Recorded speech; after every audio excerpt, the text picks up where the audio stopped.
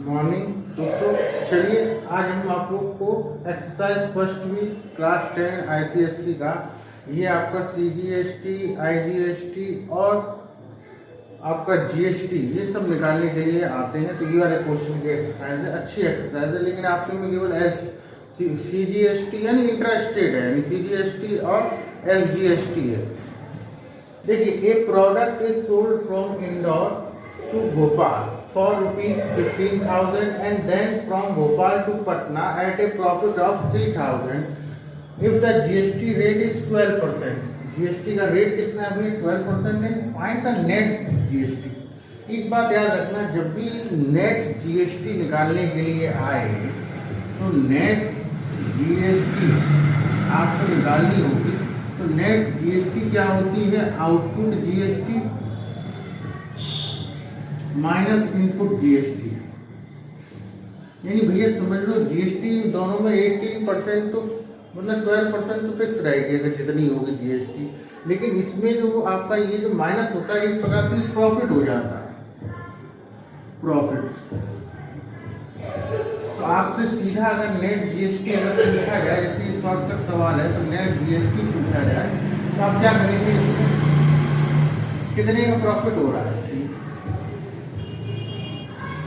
अब आप इसी में क्या करें, इसका जीएसटी परसेंटेज निकाल दें।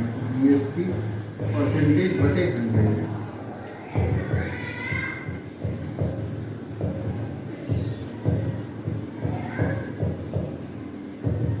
यानी 360 रुपये आपकी नेट जीएसटी हो जाएगी। ये एक तरीका होता है, क्योंकि आउटपुट जो जीएसटी है यानी कि आउटपुट जीएसटी और इनपुट जीएसटी है, उसमें जो बचेगा तो प्रॉफिट ही तो बचेगा। इसमें प्रॉफिट में आप ये सवाल समझिए क्या है। जैसे कि इंदौर का है आपका, एमपी वाले ने किसको बेचा?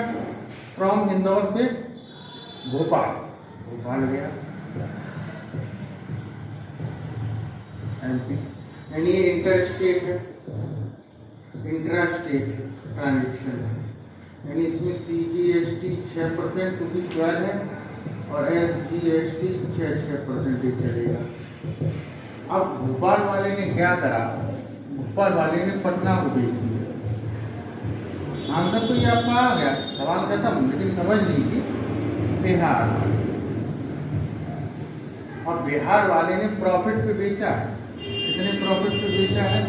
3,000 रुपये। अब बात समझिए, इसका अगर एमआरपी आपका 15,000 रुपये है तो इसने 15,000 रुपये भोपाल वाले को बेचा है, ये बात याद रखिएगा। तो इसका एसजीएसटी यानी टोटल अमाउंट कितना हो जाएगा? अमाउंट मानिए या फिर आप मान लीजिए सीजीएसटी निकाल लीजिए। सीजीएसटी इक्वल टू एसजीएसटी कितनी हो जाएगी? 15 × 6 900 रुपये हो जाएगी। तो टोटल अमाउंट कितनी हो जाएगी? अमाउंट आपकी हो जाएगी 15,000 प्लस 900 प्लस 900।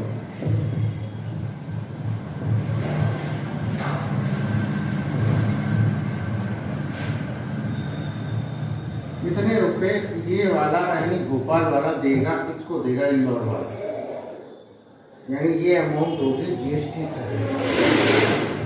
अब क्या है, ये पटना वाला होगा, इसका प्राइस क्या होगा? ये वाला कितने में खरीदेगा इससे?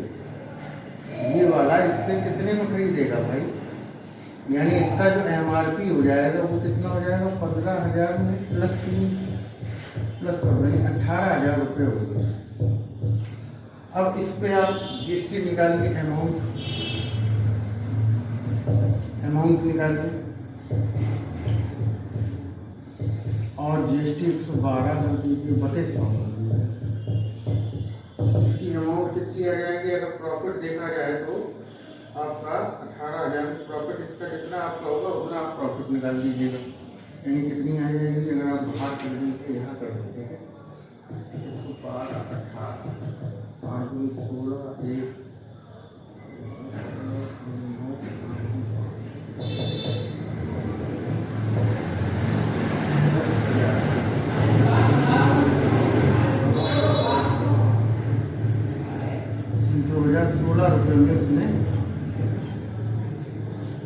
इसमें एक जीरो और लग जाएगा, यानी ये इतने का ये रुपये भेज दिया।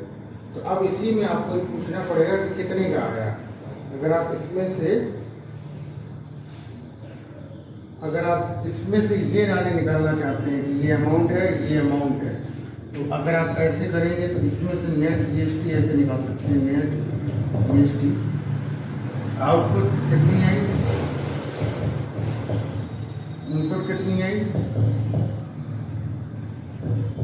आउटपुट इनपुट जीएसटी, यानी ये आउटपुट है, ये इनपुट है।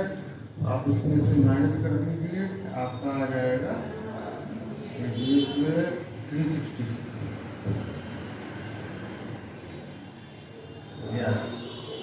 नहीं, बट इसमें से अभी नहीं घटेगा।